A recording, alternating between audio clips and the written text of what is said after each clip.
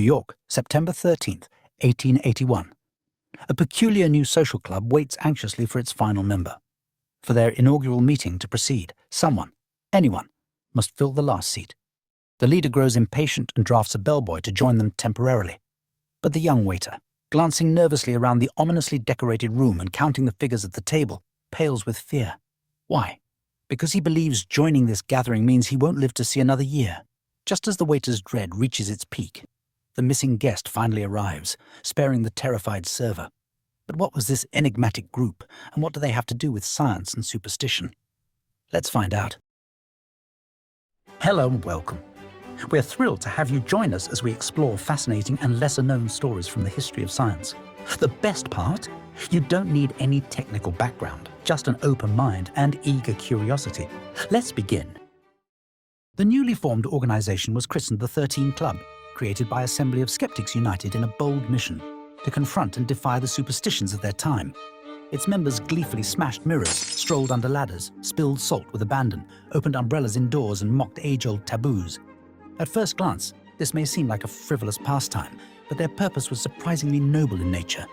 If you were to travel back in time more than a few hundred years, one of the biggest culture shocks you would face would be the extreme prevalence of superstitions. Across all cultures, the average person followed countless rules to avoid bad luck, shunning certain numbers, tossing salt over the shoulder if accidentally spilled, shunning black cats, or not walking under ladders. These customs evolved over generations, rooted in beliefs, folklore, and observations of cause and effect. Without modern science, people often attributed misfortune to unseen forces, malevolent spirits, or unlucky actions. Even as the Enlightenment ushered in rationalism and scientific thought in the 17th century, superstition remained stubbornly pervasive. By the late 1800s, physics had a strong understanding of the forces and laws that govern motion, gravity, electricity, and magnetism. Medicine understood diseases to have rational, treatable causes unconnected with divine favor. Despite this progress, superstition continued to grip millions across the United States and Britain, as well as the rest of Europe. Captain William Fowler, an architect and veteran and trained scientific thinker, noticed something curious about his own life. The number 13, widely feared as unlucky, had been a constant companion in his successful life.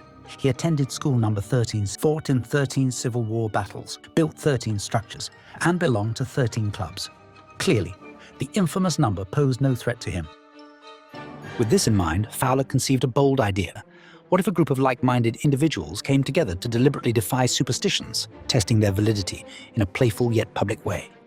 Thus, the 13 Club was born. Its purpose was both to have fun and to strike a blow against fear and ignorance. It took Fowler a year to find 13 individuals willing to take part in his experiment. On September 13th, 1881, the group gathered for the first time. Prospective members had to enter the meeting room by walking under a ladder, and their initiation rites included spilling salt and breaking mirrors.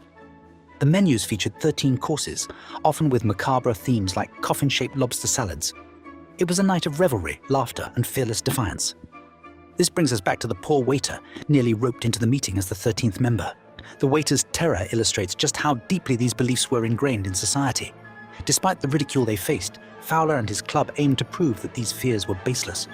1 year later, the club assembled again, and Fowler triumphantly announced that not a single member had died or fallen seriously ill. A significant victory for the group. Word spread, and the 13 Club grew in popularity, eventually counting prominent figures such as Theodore Roosevelt among its roster. Local and international offshoots emerged, and their activities became a public demonstration that superstitions could be mocked without consequence. Of course, like anyone else, members faced the usual ups and downs of life. Yet, they proudly attributed any misfortunes to ordinary happenstance, not their defiance of bad omens. Over time, they even boasted of their good health, longevity, and successes, claiming that if superstitions were true, they should have met untimely ends many times over. As rationalism and education spread, superstitions began to lose their grip on society. By the early 20th century, the 13 Club's bold antics no longer seemed as daring, and the group eventually faded into obscurity. However, their mission was a resounding success. They challenged irrational beliefs and helped promote a culture of critical thinking and skepticism. What of Captain Fowler, the man who dared to tempt fate at every turn? Did his luck finally run out in some grimly ironic fashion? Not quite.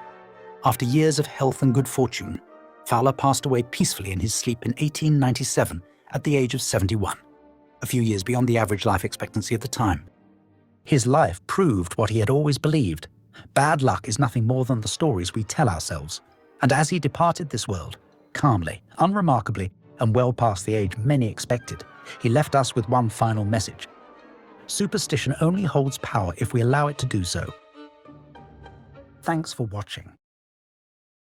If you enjoyed this video, please like, subscribe, comment, and share.